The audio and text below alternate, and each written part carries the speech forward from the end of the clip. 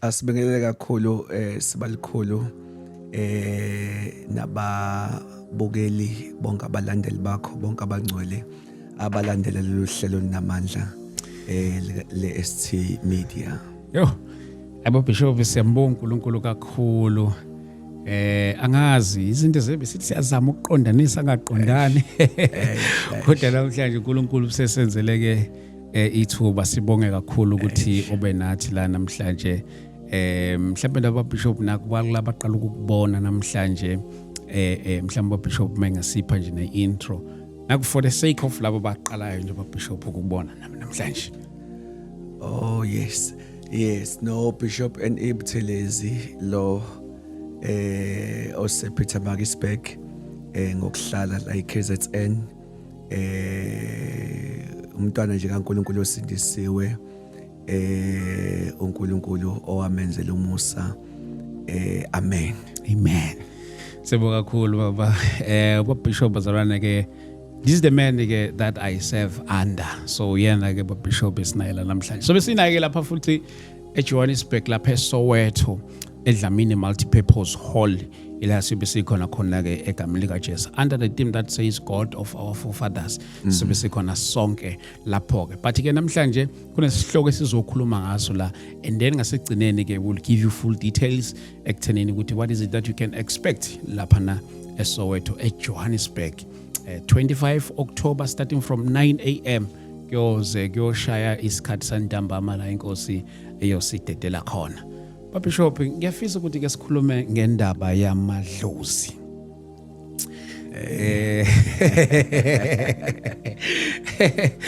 Yazi ukuthi indaba yamadlozi indaba endala ikakhulukazi ne Christian community sithola uku understand ukuhlukahlukene uzokunye njalo and nabo futhi abakwinkolo yamadlozi nabo ufice besho kunye about inkolo yobuKristu njalo. So namhlanje ngiyafisa ukuthi ke singene straight mhlambe before sizongena kuyona but ngiyafisa mhlambe siqalela ekuthenini ukuthi uma sikhuluma nje ngenkolo yamadlozi mhlambe ngokwe perception yakho ukuthi mhlambe sikhuluma ngenkolo ekanjani. Mhlambe sibalikhulu angiqale ekutheni kube khona ama scriptures mhlambe ngawabeka yes ukuze sindlalele kahle into yethu. Yes. Mhlambe ngiqale ngithi siyafisa abalaleli bethu noma ababukeli bethu bebe aware of 2 Timothy. Yes. Chapter 3 verse 16 othi yonke imbhalo yes iphefumulelwe uNkulunkulu ilungelo ukufundisa liqhubeke lethu kuyala ukusola ukuqondisa but ngenxa yalokho kuhlangana ngifake lokho ukuthi lithi ilungelo ukufundisa. Yes. So ukufunda kusho ukuthi fanele ube yakethu ukuthola into ongayazi. So kwesikhathi kuba ingozana ukuthi abantu beba exposed kule mbhalo mase befuna ukulwela bemelane belwe nolwazi. Yeah. Kanti lembhalo vele ilungelo ukufundisa should be ready njalo uma kuzokhulunywa ngalembhalo ukuthi uthola into entsha ongabe uyifunda okwakho ukuyicheck ukuthi imbhalo isho ngempela yini. Sungalwa ke uma imbhalo inakhuza ngithi angiqale mhlambe very early because i topic le endala njobusho futhi engasusa inakhuzana umsindo omningi kubantu benkolo yabo. So asiqale siveze ukuthi siza kule mbhalo iphefumule uNkulunkulu. Iverse lokugcina mhlambe ngaliquote mhlambe ngicela ukulifaka very early because ngenzeka engakwazi ukungena masiqhubeka.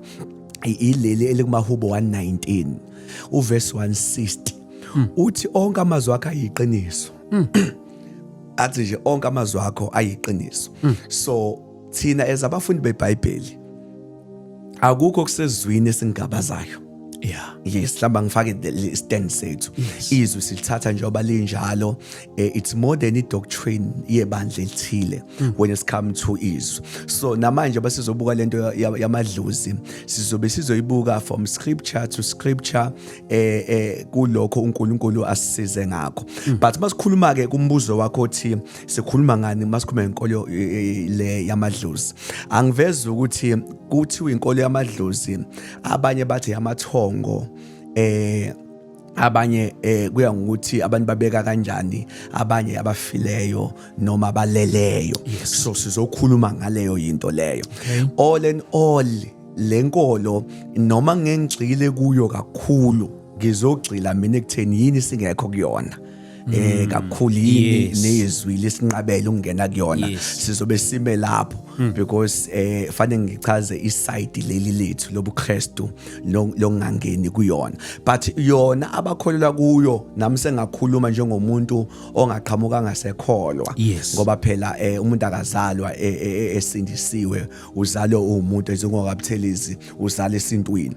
Le nkolo more of ukuthi they believe ukuthi abantu abangasekho banamandla athile baseduze noNkulunkulu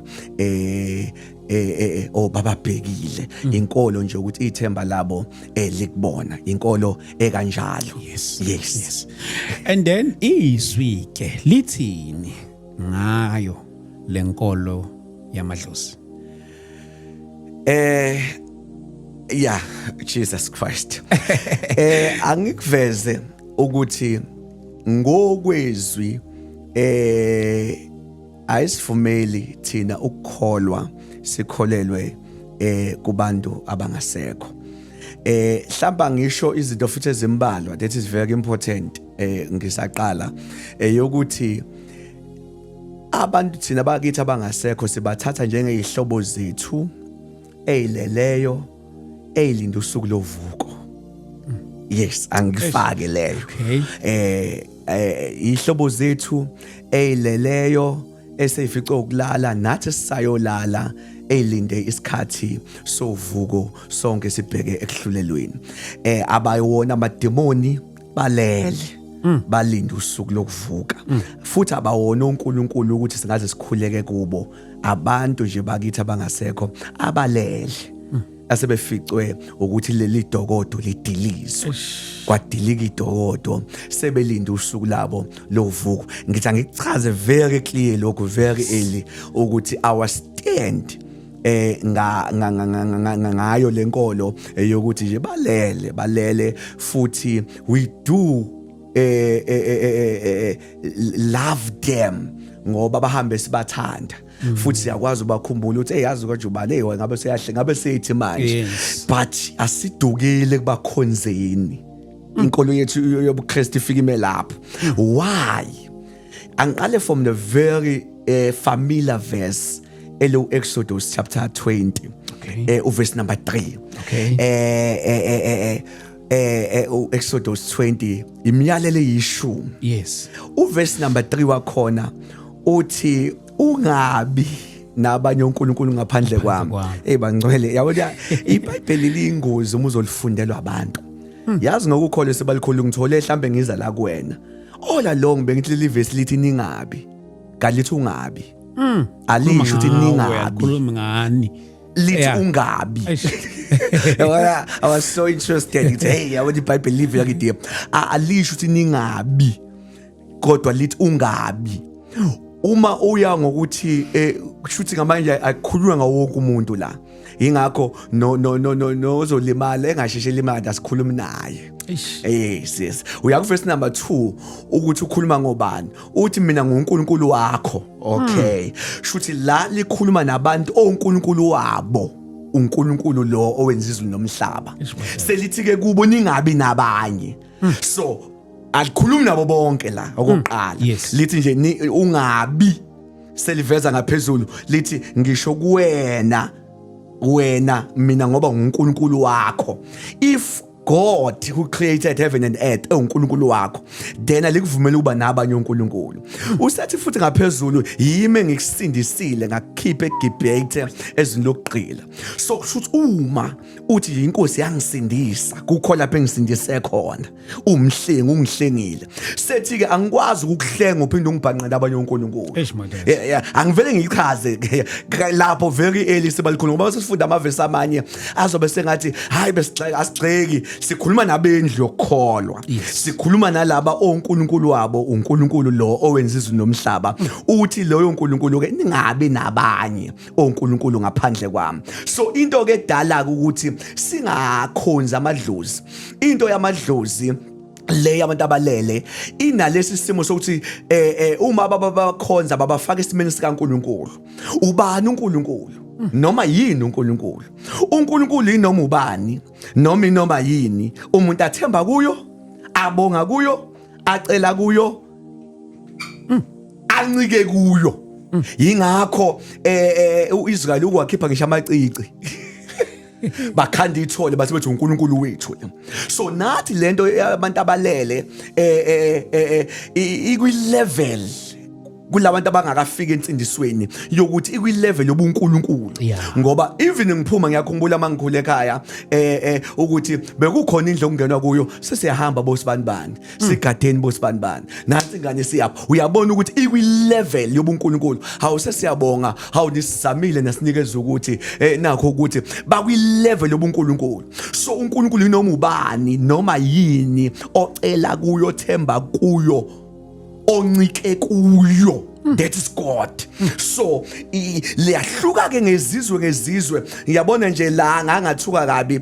ngasela ngako makhutha uma ubheke eGakela amandiya akhonza inkomo ahlangana njalo ngekhatha ayimbathisile uNkulunkulu wabo so nathi sinandle emnyama kulento yoyithixo noNkulunkulu sabambeka kulabo abafile so kanti izwi uma ukwakholwa lithi ungabi nabanye uNkulunkulu futhi uma ungakakholwa futhi ungakasindiswa awuvumelekile umntaka kwethu ukuthi nje iqhubeka alikuvimbi ingakho engasho ukuthi ningabi shuthi akakhulumi nomhlaba wonke kodwa ukukhuluma nalabo abathi uNkulunkulu wami sho ngamanye amagama ngiyangizwa ukuthi bakhona abantu bathi bahlanganisa inkolo yamadlozi bayihlanganise neBhayibheli okusho ukuthi iBhayibheli alivuni inkolo yamadlozi ngamanye amagama alivumi angazi basuke befunde kuphi ST ngoba sizofunda khona la even from the Old Testament up to the New Testament khona lapho sofunda khona azethi isiningiso phambi kwami kusho uNkulunkulu so kuningi yikho ukuthi kwesikhathi kuba hijack amavesi yes kuba hijack amavesi yabonge nginake makushoniwe kuzokhotha iscripture umuntu maselele lithi Nkosi mthathe mbukele ngoba uthezweni lakho wenza umlahlwa engasaba umlahla kwena yazi singathi kulelo vesi kwangekho oshonile mhlalikhulunywa uAbsalom owabulala ngesikhathi udade wabo ereshiwe Tamar from there ngesikhathi ebulala egcine ubaba wakhe uDavid kule yanto eze kubona lento waze waxoshwa wakhishwa ngaphandle kwathiwa ungasabuyeli ngapha wabuya ezweni mayebuya kwathiwa woza ukuthi ubuso benkosi ngeke ukubone wagcina lapha eselwa khona singeke ngikwazi ukuhlala kodwa ubuso benkosi ngakuboni lavela lapha leli verse uthi hayi angizami ukocela noma kanjani uyenza umlahlwa engabe umlahla kuye it's just a man ezama ubuyela enkosini akho umuntu ofile but ngikuleyo ukuthi amavesi ayatwistwa so I didn't see any scripture ethi nje asikhonza uNkulunkulu nabaphansi hey madoda khona okay ngangiquote exactly kodwa khona into engangayibona omunye eveza indaba ukuthi pho kwenza kanjani umuntu mhlambe siquota oJohani kudala bayifela oPetru njalo ezif ngasikhonza abantu abangasekho kodwa bakweBhayibheli then isikhohla abangasekho kodwa bama families I think angayizwa nami into kanjalo. La impela indoda eyaphuma kithi futhi engangizwa mina. Yathi silahla abantu abangasekho kodwa sibhizi sikhotha abantu bezizwe uAbraham nani mhlambe ngavele ngadabuka mangimlalele ngathi yabona ngazi uma isikole esincane noma yini encane ngoba thina masikhotha uPetru sithi uPetru what uJohn what asikhonza uJohn sithatha abakhonzile sikopele kubo ukuthi bamkhonza kanjani amazwi abo asiqinise ekukhonzeni uNkulunkulu asinamatheli kubo mhlawumbe ngima asiguqi nakubo whatever that we quote from them kusashakisha kulo uNkulunkulu wethu oyedwa masithi nje wathi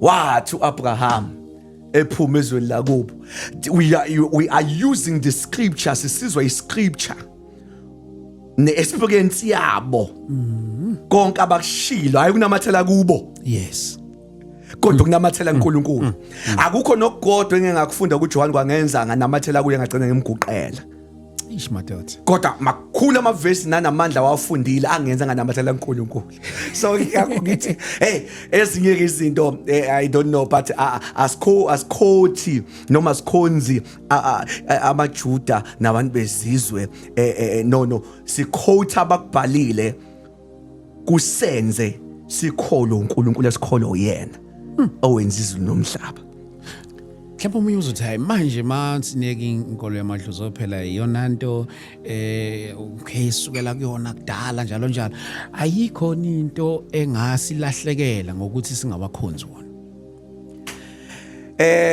mhlambe angiveze into ethi mayethi umuntu ayikho into engasilahlekela ngoba sasisuka kuyo injengokuthi ST njengoba usegoli mawusuka eGoli mhlawumbe umuvi eCape Town yes mase abantwana bakho bekhule eGoli bethi sesilahla manje izimpande zethu ngokusuka eGoli yes kanti akusuka eGoli wena usuka eKZN ukuthi bona baphaphame ususegoli madodana so ngafane siye ezimpandeni umuntu usuka kuphi kanti ngoba umuntu usuka from Genesis 1 verse 26 ethi uNkulunkulu asenze umuntu umuntu uvele kuNkulunkulu angikuveze futhi esithi ukuthi uNkulunkulu wenza umuntu akenzanga isizwe wenza umuntu wenza umuntu wayengenasibonge engenalo wenza umuntu that is chapter 1 chapter 11 kaGenesis abantu sebebaningi bazakhela umbhoshongo obheke eBhabheli it's very important to know chapter 1 no chapter 11 because chapter 1 kwenza umuntu chapter 11 kwenza izizwe okay nazo zenziwa ngesikhathi lithi iBhayibheli mabekhanda umbhoshongo obheke eBhabheli babethi bafuna ukuzekhela igama ukuthi kwazeke ukuthi khona abantu abake bakhanda umbhoshongo bayobona uNkulunkulu mase lithi iBhayibheli uNkulunkulu wababuka wathi hey labantu bayisizwe sinye bawulimi lunye akekho ozabavimba ake ngehle ngosanganisa ulimi labo then kwadivideka ama languages in chapter 11 kodwa umuntu noNkulunkulu umdala kodwa ubuzwe kwaqala ku chapter 11 sekudingeka ke manje sicheke sibalikhulu ukuthi yini efika eqala chapter 11 no chapter 1 okay ngoba chapter 1 umuntu noNkulunkulu yes chapter 11 uNkulunkulu nalezi ilimi zonke so mase sibuyele emasisweni noma sibuyele ezimpandeni asikwazi ukuya ku chapter 11 sethi mina umZulu abezulu benza nje mangibuyele ezimpandeni fanele ngibuyele ku chapter 1 yimi noNkulunkulu so le yokubuyela kuNkulunkulu ayikwazi ufakwa sengathi yinto esisuse ezimpandeni yizona izimpande ngqo yes yizona zimpande ngqo because chapter 11 uThixo wazenzela umuntu wayehlalela nomuntu kwa chapter 11 kwa kuvuka izilimi ezihlukene nazo uyidividelani sibalikhulu uyidivide ukuze lawula abantu mhlawumbe that's why it's very much important ngoba wathi abalawuleki yes ngoba bolimi lunye ngeke bevimbeke so akayidividelanga ukuthi zihlukane naye akumele lobubuzwe kube yikho usiqhelisa kuye wayenze ukuthi ekwazi ukusilawula engakwenzela ukuthi sikhohlo uye sikholo ubuzwe bethu okay so yes so ngifuna ukufika lapho ukuthi uma sisuke siphuma kwinkolo yamadlozi sinaka uNkulunkulu yena yedwa siphume imfundisweni zika chapter 11 sabuyela ku chapter 1 ukuthi uNkulunkulu wenza umuntu madoda wenza umuntu hlamba ngiveze into ethi ST umuntu esindiswa ekholwa umZulu noma isiphi isizwe ngesikhathi ekholwa angilahli yonke into yakwaZulu yawalolo line loyo ngathi umuntu angangawukuthatha wodwa ningenza ama clip the only thing esukayo yinto elimaza mina noNkulunkulu ku chapter 1 okay like kwaZulu bangifundisa inhlonipho uma sengisindiswa sikudinga sokulahla inhlonipho engifundiswe yona ngoba iclash the only thing esifike siyigumule into esilimaza nezwi noma noNkulunkulu mhlamba I have to repeat that ngokwesintu mina ekhakufundisa ukuthi umuntu omdala ngimphathe kanjani ngikhulume kanjani umuntu omdala neBhayibheli uthi uPaul weTimothy kumuntu omdala ukhulume kuye njengoyihlo kumuntu omdala ukhulume kuye njengonyoko you see ukuthi content fike zibe common efike zibe ingxaki futhi mhlawumbe iyodwa efike ibe ingxaki yile yokukhonza leyo khonza iyona angayifuni njengoba eshilo kuExodus 20 verse 3 ethi ningabi nabanye uNkulunkulu sho ngamagama ngafika ngikwenze konke engikhule ngakho kodwa kwialtar ekukhonzeni uzethi uNkulunkulu nomhawu akafuni naleso sihlalo sokukhonza ngiyathanda bavele siyiprove nangokwescripture zonke lezi zinto lezo mhlawumbe umunye umuntu angaba nento ukuthi okay lezi zinto esikhuluma ngazo ziphi nakwi before siqhubeke neminye imibuzo yes so I have already quoted Exodus 20 verse 3 othi worship no god but me ningabi nabanye uNkulunkulu ngaphandle kwami futhi again ngakufaka bazalwane ungaba nje noNkulunkulu aba 100 ngishaba u20 uthi xa kanankinga uma engayena uNkulunkulu wakho lana usho kubantu abathi mina manje impilo yami sibhekwe uNkulunkulu owenza izwe nomhlaba sengiyinikele kuye sengisindisiwe ukhuluma nalabo bantu ningabi nabanye oNkulunkulu ngaphandle kwami so igama engize ngathi ngicela ophethe iBhayibheli elinake nongilalele yile ukuthi akasho ukuthi ningabi uthe ungabi so lesizokhuluma ngayo namhlanje akuyona ethi into umhlaba wonke qhubekani nama-altar enu uma vele ningakafiki kamsindisi esimelene nayo ngokwezwi yile ukuthi umixe uNkulunkulu uthi ngiyamkhonza kodwa ngimkhonza nokuthi kube sengathi udinga ukulekelelwa ya kanti akadingi ukulekelelwa mhlamba singene ke sifunde kafishane amavesi ambalwa lawa owafakayo ukuthi mhlamba umunye uzothi ngidinga amavesi lamavesi bazalwane sizowaquota yilawa asenza sibone ukuthi yini uNkulunkulu engasifuni sikhonza abaphansi okay ngoba sesiqedile ukuthi vela singene khona ngenxa Exodus asingeni vele Exodus 20 verse 3 asingeni lamanye aselakha ama reference ukuthi uma bachaza kanje shuthi ngakhethe singangene kubo yabona nje like umshumayeli chapter 9 verse number 5 umshumayeli 9 verse number 5 yes uma uvulile yes mhlawumbe you can read for us that's one of the scripture umuthi usuyayifunda ubona okay ingakho uNkulunkulu lethi singafiki ngapha Mshumayeli 9 umshumayeli la ngizoyifunda ngesizulu yes idinga impela umageba lapho emakhaya ngizoyifunda nje ngesizulu ukuze sizwe kahle umshumayeli 9 verse 5 verse 5 ufundeka kanjena ke ngokuba abaphilayo bayazi ukuthi bayakufa. Ukube bengiphambi kwe-audience bengizothi true or false. Ukho umuntu ophila ongazi uzofa. Bengoqale ngicele i-art ngoba Yes. iBhayibheli lishay statement Yes. lithi wonke umuntu ophilayo uyazi uzokufa. But iqiniso lithi iBhayibheli liqinisile. Ingakho sinamapolicy, ingakho sinobani ukuthi besifihle ngoba siyazi sizokufa.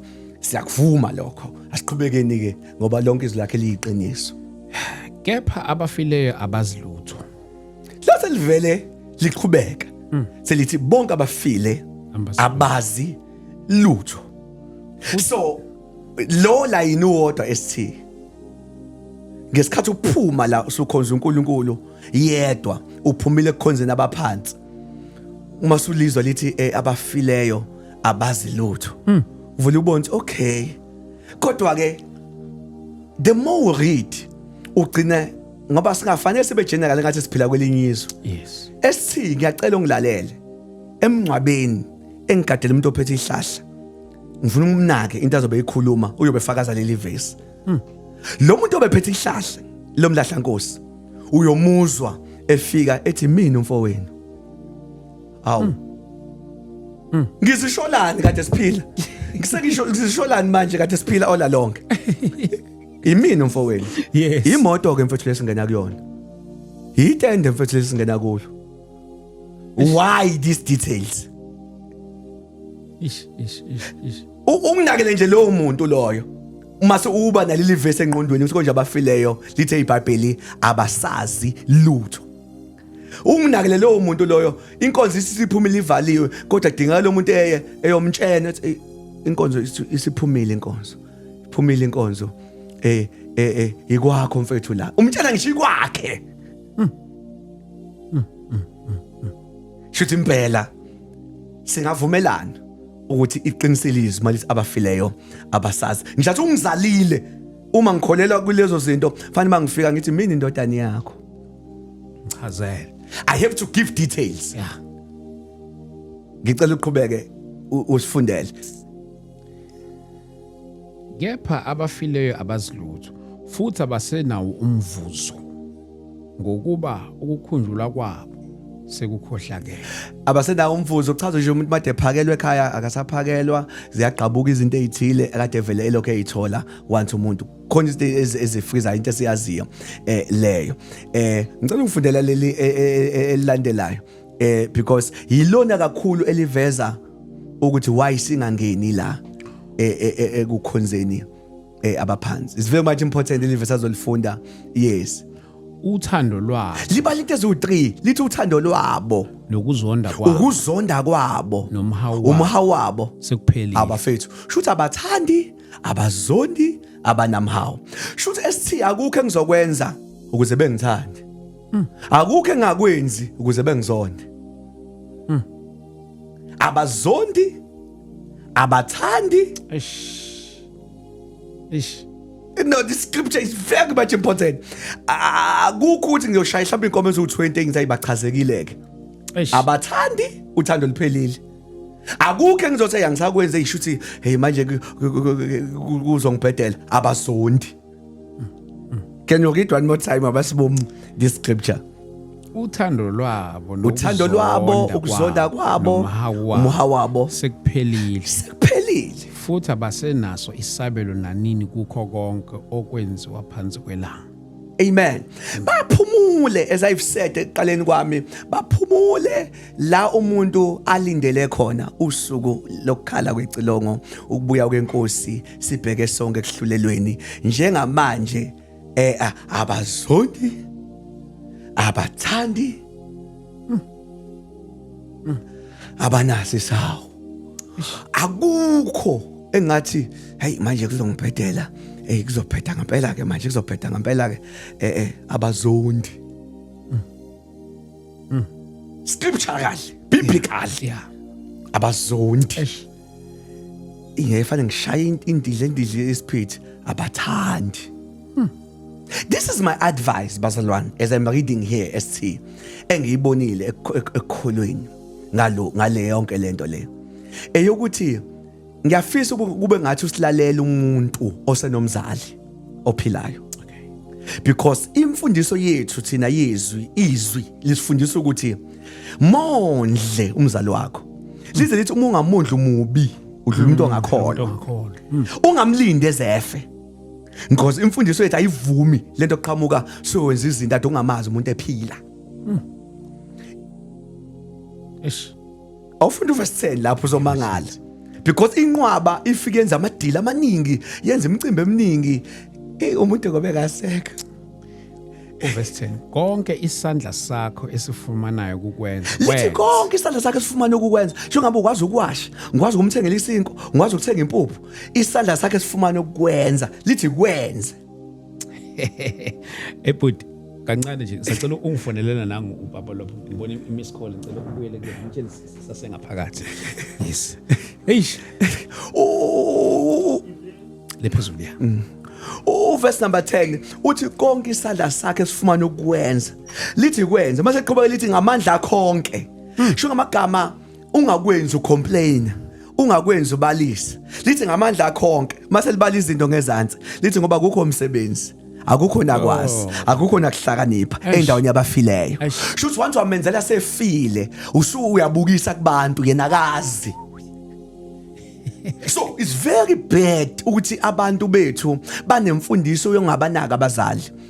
Umuntu uyasebenza uphila impilo yakhe akondli akenzi lutho kodwa uyawa uthi mina ngazisa amadlozi ngazisa abaphansi mase umuntu sefile seza nengubo enkulu sehlaba imbuzi ezingaka senza yonke into kodwa ngisho nje isinko ephila akaze sithole. Kaleli izwi lo uMshumayeli 9 verse 10 uthi yonke into isandla sakhe sifuna ukuyenza yenze mase lifaka into ethi ngamandla akho lithi ngoba akukho umsebenzi akukho kwazi akukho kuhlakanipha endaweni yabafileyo mase lithi nawe lapho uyakhona ekugcineni liveza ukuthi nawe ufuna ukwenzela into angakulindi uzufe.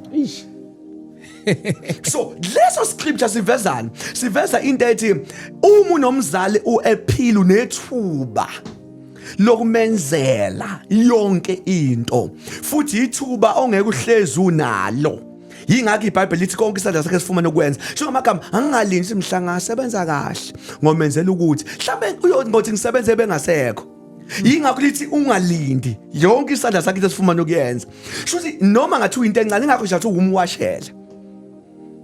Kunabantu abanezalukazi emakhaya esithi ihlazo salukazi sosiyaneka siyawasha kodwa uzalile unabazulu ugcole igceke but abamnakile akefe siyazenzela wafa nje sebamazisa nandani sebenzela ukubukwa abantu ngokwaleli verse benzela nje ukubukwa abantu yinto that does not count malizothi akukho kwazi endaweni yabafileyo. So umbuzo ukuthi esithi uma imali itholakala nzima kangaka sengingahlaba ngithi ngenzela umuntu ongekazi. Madoda. So this why mase sifika sesindisiwe sesikholwa loNkulunkulu sivele siphume iBhayibheli sikhisho kodwa ukuthi akafuni sibe nabanye uNkulunkulu leyo ngifuna siyibambe into enkulu esikhiphe la ukuthi akafuni ukusharewa akafuni ukuba nabanye uNkulunkulu but sesiyayibuka noma ke seqhubeka iBhayibheli lonke ukuthi awuvele bevele izosilimaza lento labantu abasenakwazi futhi abananzondo abanathando ayikho engayenza beyithanda. But any scripture angazi bangalifaka manje nomkhonyosi angifuna ukuphawula because there's another powerful scripture eveza ukuthi once umuntu wazi wafa khohle uzophinda uthola isibusiso usigeje ephila singasifaka Genesis u27 kunobaba lapha noIsaka unomfana wakhe uJakobe uverse 4 uthi mfana ngicela uyongihlabela hamba uzingela ngakufunda mase ufikele eqala uGenesis u27 verse number 4 Genesis 27 7 verse 4 verse 4 Okay ngathi uqala kahle ku ungaqala la Galokho awuthathe manje izikhali zakho umgodla wakho nomtsalo wakho uye endle ungizingelele inyamazana ungilungisele isilovela esithandayo engisithandayo usilethe kimi ukuba ngenzela ngidle. ubest ngamagama ngenzela ubest ngidle Usilethe kimi ukuba ngidle umphefumulo wami ukubusise ngingakafi. abafethu Eish. Shuthi once wageja lana weJakobe ngaze ngafa sengihambe nesibusiso Eish. ngenzela isilovela futhi hayi nje uwenze nje wenzela nje because ibhadi lethu thina abazali afa singabanaki senza nje senzela nje uthi ngenzele ngisithandayo Eish. ukuze umphefumulo wami ukubusise ngingakafi Ngakafi. shuthi asikho isibusise emathuneni Yo. asikho isibusise umuntu wazowafa ecomplaina ngawe ekhala ngawe ungabazi ukuthi uyini sitholwa ngapha so this is one of the very powerful scripture ngenzela ngidle Ngingakafi. ngakafi uze be specific ethi ngingakafi yo yeah uze be specific singakafi Yeah ne. yeah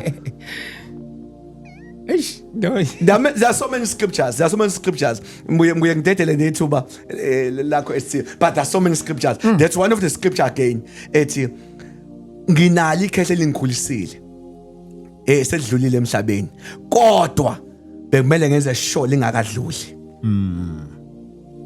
ngilenza likhuluma amazwi esibusiso lize lithi leli verse bafethu le chapter uJakob utshontshe isibusiso siyatshontshwa kumzali menzele ezesho ephile wakhiphe lamazwi uthi hayi sengathi ngaba kuhle kuwe Eish. yo yazi noma lehle ibhokisi ukwazi nje ukuthi wehla nje wawakhuluma ungishiyile Eish. namazwi Eish madoda. esibusiso that is big Yeah. asikho emathuneni uma usuwenza lapha umshumeli 9 verse 10 uthe nabasanakwazi so wenzela umphakathi bethi hayo bani ohlabile hey bani unemali bafethu uthi mina ngifuna ukudla ngingakafi ngingeza ngidle ngingakafi Yeah. ngibusisa so lokhu konke ososekwenziwa usuke nje usuthi hayi awuzani izodla bafethu ozana nanti idila awudlisi yena Eish. Madoda. yena uthi ngenzela ngiphila ngidle ngikubusisa Ngakafi. ngingakafi so we are very clear sidukile we are very clear about this we are very clear we still respect abantu sibalikhulu abangasekho asibadeleli ukuje kuphela we don't owe them worship we don't worship them but nje ubaba wami wahamba 2004 still le ndoda inamagalela wenza umkhulu wami ubani bahamba I still honor them I respect them but I can't worship them kodwa isibusiso bebesiphethe kukimi ukuthi ngisithathile bengakafi noma ngisigejile yena impela umuntu omdala unesibusiso inkinga thina ndle emnyama sigeje ukuthi sithathwa nini Yeah ne. bayiphethe impela bayiphethe Mhlamba futhi ukubuyela nakuyo le khona ukuthi semcimbini kwenziwa nomcimbi okay semakhaya umsebenzi and then bese kuba ukuthi ke akumele umuntu osindisiwe adle yes akumele adle yena abe ingxenye yento ezidliwayo khona lapho ke yini isizathu salokho ukuthi ngamele sidle again angisho esithi ukuthi isizathu sethu yizwi yes ngoba njengoba ngishila ngathi lento esikuyona akuyona nje into ye-doctrine yesonto elithile fanele silithole izwi ngifundela amaHubo 106 verse 28 amaHubo 106 that's one of the verses addressa ngokusobala why singadli okay yeah can you read 106 verse 28 verse 28 ufundeka kanje bazihlanganisa nobhali peyoris Peori. Yeah, bayihlanganisa noBhaki Peori, Peori. shuthi bayihlanganisa nezithixo. Yes. Ngoba ngishithi uNkulunkulu inoma yini, inoma ubani umuntu akhonza kuyona. Laba ke nabo baye kuNkulunkulu bayihlanganisa nezithixo, yebo. Badla noBhali Peori. Yebo. Badla okuhlatshelwe abafileyo. That's one. Ngathi question yakho sizophenduleka. Badla okuhlatshela abafileyo because hayi ngoba inyama singayidli siyayithanda abinyama. Inkinga sicheck ihlatshelwe bani. Badla ehlatshela abafileyo. Kwase kwenzakalani? Bamcunula ngezenzo zabo. Bamcunula ngezenzo zabo. uNkulunkulu akanankinga ukuthi sidle. Ingxaki ukuthi sidla kuhlatshelwe bani. Mhlambe sifike lapho sikhona ivesi esolifunde elinye. Ya uNkulunkulu uyacunuka ungarecognizewa as uNkulunkulu. Sihamba sifike lapho ukuthi even lezi zinto zamagezi nelesibheni yobunqengeli uNkulunkulu eshayizwe. Solifunda ivesi. Sure. Solifunda namhlanje yokuthi these things zivela lapha ya. Ngesikhathi uNkulunkulu ebona eyekiwe engakazenzela idili kodwa vele kwenzelwa indalo yakhe. Oh. So nalalithi wacunuka. Buka ezantsi kwenzakalani mayicunuka. Bamcunula ngezenzo zabo. Kwabhoboka isifo phakathi kwabo. Kwabhoboka isifo Yo manje. phakathi kwabo. Shuthi uNkulunkulu really kuyamcunula ukubhanqwa. NjengoNkulunkulu. Wazi wabhoboza isifo ngoba nje bedle okuhlatshela abafileyo. So asidli makuhlatshela abafileyo siyacheka singadla lithi iBhayibheli uma kade ungazi awunacala. Lithi kodwa uma uwazi awukwazi vele ungene lapho udle kuhlatshele abanye uNkulunkulu. Umthetho wesonto yini? No. One of the verses amaHubo 106. Ilawa tuwafunda manje. So yes. Yes. That's one of our stand. Okay. Omunye futhi umbuzo benginawo la baba. Iyona ke lento yokudla. Khona umuntu othi mhlamba hayi mina sengisindisiwe ekhaya but angidli. Kodwa bayangicela isupport ekutheneni ukuthi ngibalekele la ngabalekelela khona ngoba kusekhaya. Esingicatlela ivesi ade ulifundile sodinga ubuyela kulo. Ukuze siphendule lo mbuzo womuntu othi mina hayi ngivele ngithumele e-wallet mina bayazi yangeni. Vele ngithumela imali. Ngithumela ngihambisa nje isipheko angeni. Ake si ubuyele kulela vesi. Oh same verse. Same verse. 106. Ngicela uqale lapho bamcunula khona. Okay. Bamcunula ngezenzo zabo. Okay, bamcunula isiZulu ke ngicasa sifunda sonke. Alishi bamcunula ngesenzo. Ithi ngezenzo. Shuthi lento abayenzile sebuningini. Shuthi kufanele uqala phansi ufunda uverse 28. Sihambe sibala. Ngoba thina eqaleni siphendula ukuthi asidli kade senze esisodwa. Kodwa ezantsi bamcunule ngezenzo. Ake sicheck kade singaki lento abazenzile. From 28. Basihlanganisa noBhali Peori. Isenzo leso igama lokuhlanganisa isenzo. Yini ukuyihlanganisa? Ukuthi nali 1000 lami. 1000 limele mina ngingcenye. Laba bazihlanganisa base bayadla yingakho ezadla lithi base bemcunula ngezenzo. So ukwazi ubalekela isenzo kodwa esinye ubusenza. Yeah. Ngoba abamcunulanga ngesenzo. Bamcunula ngezenzo. Bamcunule ngezenzo. Actions. And uma kubuzakala esithi uphi ubuthelezi bobani wangafika bo auntie la emcimbini kade ngithumela imali vele kuthiwa ubusy kodwa hayi ukhona uthumelile ukuthi Yeah. into engiyifakile ngihlanganisile ngikhona noma ngingeke impahla yami imele mina isho ukuthi I'm the part and parcel. Yo. Yeah ne? Yingakho ke bancwele ngicela ukungena la esithi it's very much important ukuwondla umndeni wakho ukuze uma imali ngingayifaki kulezi zinto baza kancishani umfana kamalume akancishani umfana wethu shuthi inkolo yakhe engavumi la kuba ingcawu ukuthi vele uyikholo usindisiwe futhi awondli vele awunakekeli ugcina ungasazi ukuthi ucasha ngensindiso noma vele unqonqela. Yeah, this one is very much important. Wondla umndeni wakho. Bonakala uvela ezintweni mabelambile bexakekile ukuze uma ugodla la bazi ukuthi aena akusinto ya. Yabona khona udadewethu wadlula emhlabeni not long ago. Mayedlula sekudlula sekukhona umunye okhona. Lolo khona usethi masekhuluma uthi yazi wasend yebo sinale stigma salaba abasilimazile ba mix usugcina nawe ungaziwa kanti iqala kwakumuntu ngisindisiwe usuqedile. Yeah, manje noma ungathi usindisiwe angeke ukuthi uqedile ngoba abanye baya mix. yes, Then this guy ngathi sithi kuyo iadvice futhi ithi kuhle umndeni kuwazisa wena awusafiki kuphi ungasho kuhlatshiwe ST not formally kuyixoxa njalo hey Jesu ngisizile angisangeni kiphi ifake into yokuveza uhlobo le quality noma lo hlobo levangeli lakho ngoba bakhona bathi Jesu kodwa bengaphumile kulezi zinto.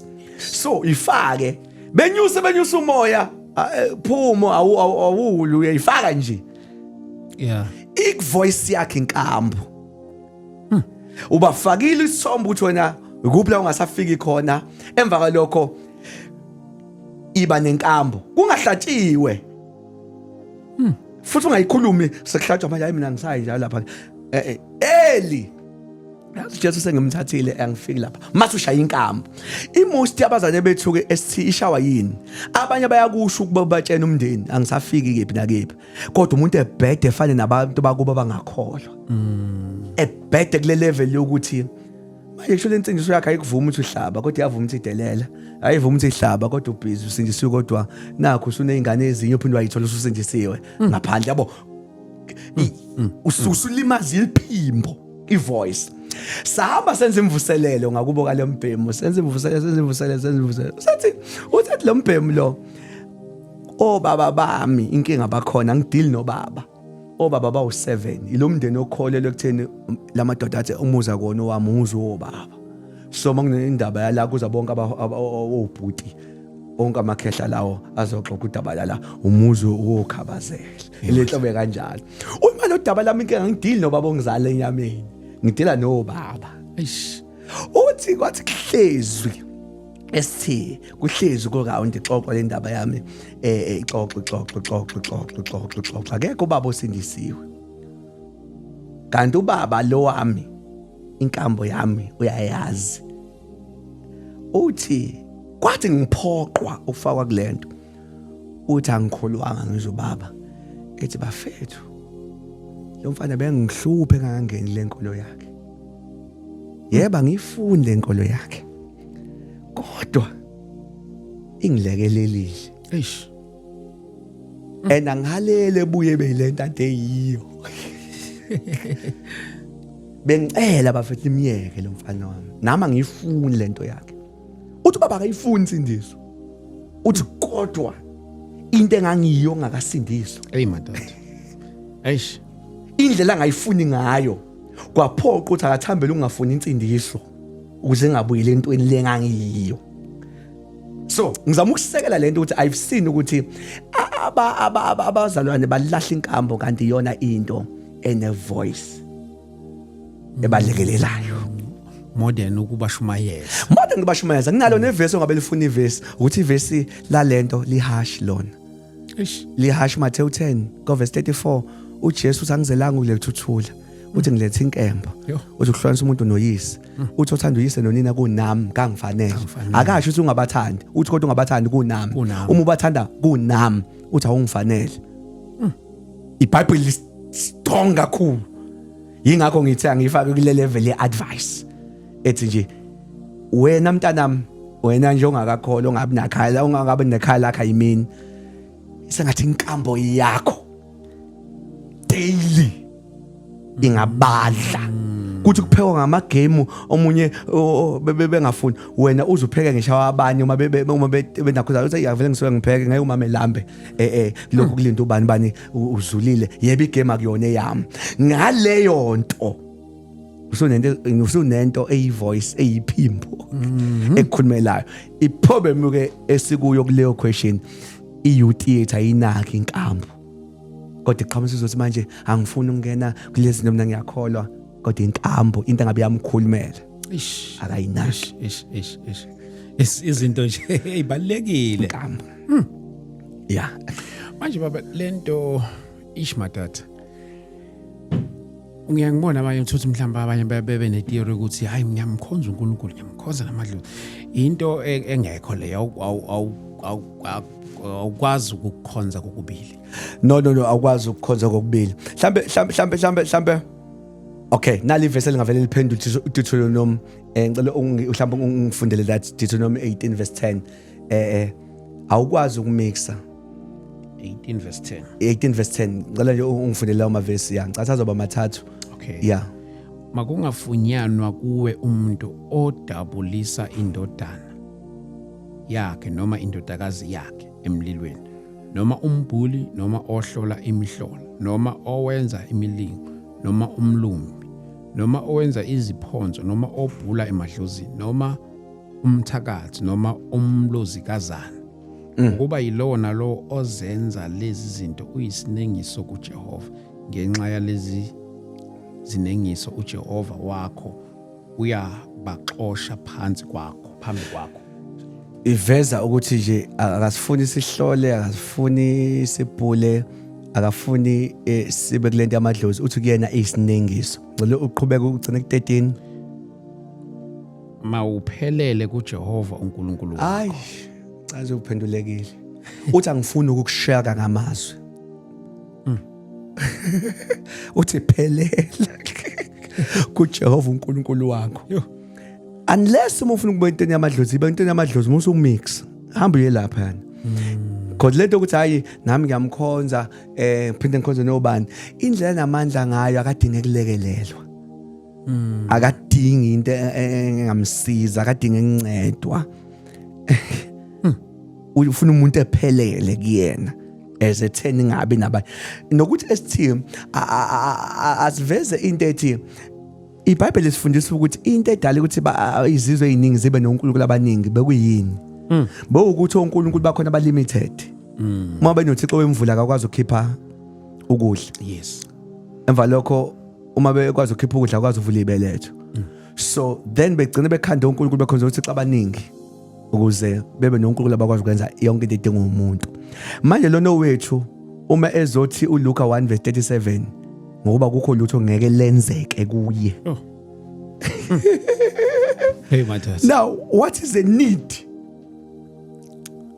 yokueda omunye uNkulunkulu sure kuNkulunkulu engekho lutho olingeke lize lenzeke kuye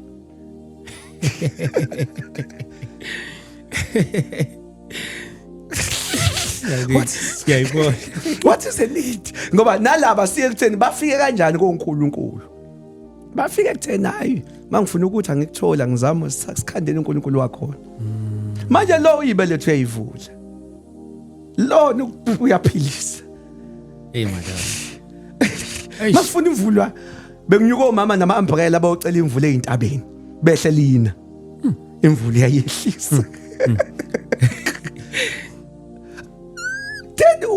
ake sithi uya edake yiphi lo ibonile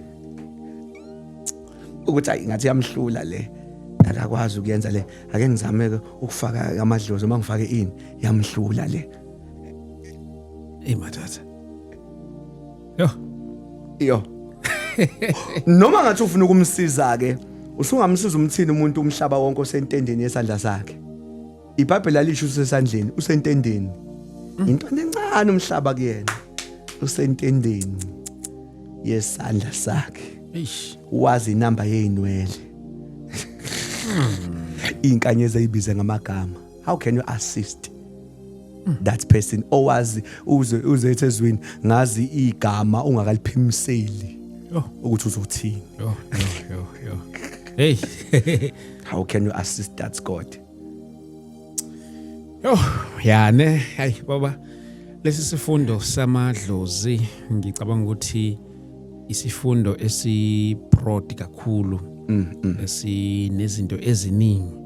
Kodwa ngiyathanda ukuthi ngingakuvalili nokunye mhlawumbe obengafisa nokuthi ukuede before sifika ngasekugcineni ngaso lesi sifundo. Mhlawumbe eminye imibuzo yami ingakuyisa kude, mhlawumbe ingakuyisi entweni bekade futhi usiphathele yona. Mhlawumbe nalokho ngafisa nje ukukueda ekusosona lesi sifundo. Yes, mhlawumbe bengacela esithi konke engiyifakile ngenze komunye uyolokho elindele engithena lento yobugays yobulesbian. Oh yes. Ivela lento yokukhonza izinto inomthelela ekwenzeni lento. Ngicela mhlambe siwafunde those couple of verses. Romans 1. Okay. Romans 1 verse number 21. Ngiyacela ukuthi wena unesikhathi ekhaya uyifunde from 18 because iveza uNkulunkulu into ukuthela kaNkulunkulu ngokuyekwa njengomdali. U21 ngasipha mhlambe yena. Romans 1, yes. Romans 1 verse 21. Ngokuba kuthe bemazi uNkulunkulu kabamdumisanga. Kuthe uNkulunkulu bemazi, umuntu azi kahle nje ukhona uNkulunkulu. Kodwa lutho ukumkhonza. Kabambonganga njengoNkulunkulu. Selithi futhi abambonganga njengoNkulunkulu. Kusho babonge izinto ade beyibonga, kodwa yena abambonganga. Yebo. Kodwa balutheka ekuzindleni kwabo. Yebo. Inhliziyo yabo eqondiyo yabamnyama. Bazisho ukuthi bahlakaniphile baba yiziwula. Umbhalo uveza ukuthi abantu mabenza lento kuye kuNkulunkulu kumkhonza kuba ngathi umuntu uhlakaniphile, kanti this is a foolishness. Ingakho ubani uMahubo azethi isiwule esisuNkulunkulu akekho. Yes. Imvelo nokuhlakanipha kuyaveza ukuthi uNkulunkulu ukhona. Yes ba. Nenkazimulo kaNkulunkulu ongabhubhiyo bayiguqule ifana nemfanekiso womuntu obhubhayo. Owezinyoni nowezilwane ezinezinyawo ezine nezinwabuzelayo. Yebo. Ngalokho uNkulunkulu wabanikela ezinkanukweni zezinhliziyo zabo kukho okungcono. Seliveza ukuthi ngenxa yaleso senzo leso uNkulunkulu wavela abantu wabanikela. Yebo. Bahlazisana imizimba yabo. Wabanikela izakhuvo leyo wabantu wabayekelela. Uthi selithi bahlazisana imizimba yabo. Yebo. Baguqule iqiniso likaNkulunkulu balenza amanga. Baguqule iqiniso ukuthi uNkulunkulu wenza indoda wenza umfasi. Kodwa baliguqula balenza amanga. Yebo. Bahlonipha bakhonza okudaliweyo kunomdali. Nansi into abantu bavele bayeka umdali bakhonza okudaliwe. Amadlozi angena phansi kwezinto ezidaliwe. Bakhonza okudaliwe. Yebo. Ongobonge ngayo kuze kube phakade. Bayeka uNkulunkulu obongekayo kuze kube phakade. Amen. Yebo. Ngenxa yalokho uNkulunkulu wabanikela ekuhuhekeni okuyihlazo. Ngenxa yalento bazalwane ngazi kodwa isithimba mfethu. Isizathu salento ukuthi uNkulunkulu uyekiwe wangadunyiswa washe sabantu ngibayekelele. Bayekelele. Yebo. Ukwenza okwemvelo. Okay. Ngenxa yalokho uNkulunkulu wabanikela ekuhuhekeni okuyihlazo ukuba abesifazane babo baguqula ukwenza okwemvelo kwaba ngokuphambene nemvelo. Baqala abesifazane baguqula ukwenza ngokwemvelo, sho ngamagama ngokwemvelo nje ejwayelekile ukuthi owesifazane udinga indoda. Kodwa bayiguqula leyo nto. Yebo. Ngokunjalo nabesilisa bayeka ukwenza okwemvelo kwabesifazane. Nowesilisa uyazi fabo wenza kwesifazane. Kodwa baguqula. uNkulunkulu njalo sike ngingakhohlwa uNkulunkulu othe ngibayekile abantu. Yini inkinga ubayekeleni? Ingoba bangikhonzi njengobakhonza indalo kunami. Shuthi lento lento yobulilo kufana intshebe ihubha intshebe nosifazane kanjalo ihubha wesifazane uNkulunkulu ethi kubantu abahlazisane ngoba bangiyekile. Sure. Ngokunjalo nabesilisa bayeka ukwenza kwemvelo kowesifazane basha ngokukhanukelana. Amadoda usuthi uma ibuka owesifazane akusavuki lutho kodwa akhanukelana wodwa. Abesilisa benza okuyichilo kwabesilisa. Abafethu hayi izwi liqedile. Benza uyichile kwabesilisa. Bazitholela umvuzo ofanele ukuduka kwabo. Bafazalwane, this is a reward. Masibona likwanda lento obugeni obungqingili yonke lento iyanda kanje, yi reward. Yokuthi mina ngingekile nakhonza indalo. The painful part ST eyokuthi kungenzeka lento iyenzeke kumuntu kodwa uthola ukuthi akuyena okhonza izithixo. Umhlaba wonke owenza lento kodwa mase kushawa abathile ezuphawu lokuthi uNkulunkulu letha ngithokozile. Eish. What else? No, uqedile ST. Uqedile ST lapho. Uqedile. Uqedile. Yikho ukuthi asizile namhlanje uzokhuluma ngalento yobulilo okufanayo. Uzayisizwe ubuthinta nje. Asikho kukho.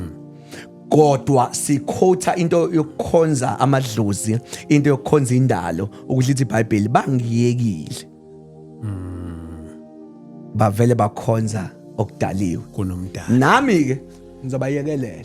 Behlazisane ingakho lento yobulilo okufanayo yobugay is more than isono. Uyihlazo. Ilevel yehlazo. Eish. That's ngenxa yokuthi uthi uNkulunkulu ningiyekile.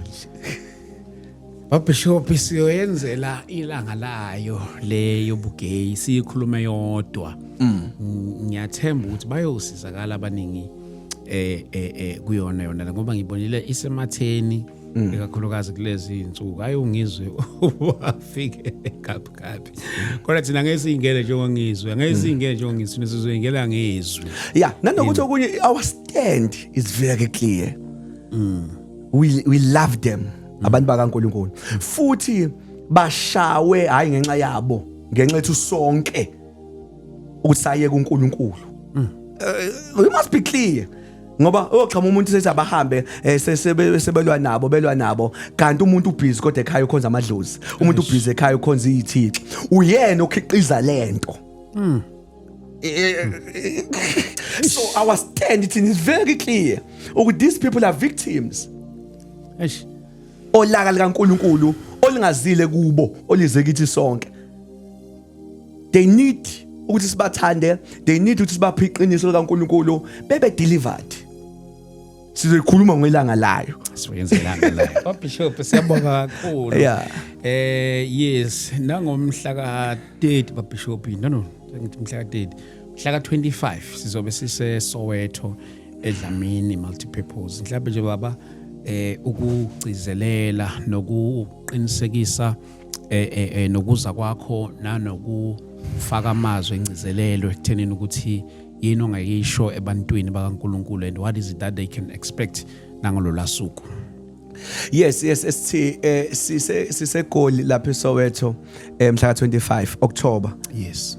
Iyo lenyanga isifikile sikhona engakusho esithi ngathi unyaka ungaba nzima kodwa kuyinkinga ukuqeda unyaka ukhathele emoyeni kuyinkinga ukuqeda unyaka ushayekile ake siphelele lapha yana. Yes. Sizoba revived sizovuselelwa ngoba uma uqale uqeda unyaka kambi maningi amathuba ukuthi uma uqala unyaka uqale ungekho tuned kahle. Lela suku it's a day la khona sizothi uNkulunkulu sifaka ialignment yakho. Sifake nje alignment kuningi ungihlakazile unyaka uqhubeka kuningi okwenzekile ngifisa ukubiza wonke umuntu nanoma isiphi isimado unaso onyakeni akukhohle unyaka ubuphethe kanjani akubambe ukugcina kwawo. Yes, akubambe nje isiphetho sawo ukuthi ngifuna ukuvala at the high note. Wow. Yeah. Bishop siyabonga kakhulu uNkulunkulu siyabonga kakhulu Bishop mhlambe ke nabafisa ukuxhumana nawe Bishop bakuthola kanjani asibonga kakhulu ST abasuke befuna ukuxhumana nathi mhlambe ngokukhonza mina ngisuke ngikhona njalo la eThekwini sikhona njalo ngikhona even personal njalo ngesonto ngo2 emini njalo ngesonto ngo2 zikhonza ke nje hour no half phuma past 3 njalo ngesonto ngo2 suke sikhona lapha eThekwini eSangro House but ungafuna mhlawumbe ukufona ngabo WhatsApp and stuff engasebenzisa u0 60815 6526 amen Bishop siyabonga kakhulu thank you so much bazalwane bami asibonane lapha ke njengoba sishilo Bishop mhla ka25 October kuyona lenyanga 25 October sobe silaphana eSoweto eholo lapha ethiwa iDlamini Multipurpose Hall sibonana khona lapha kuseduze naseMoroka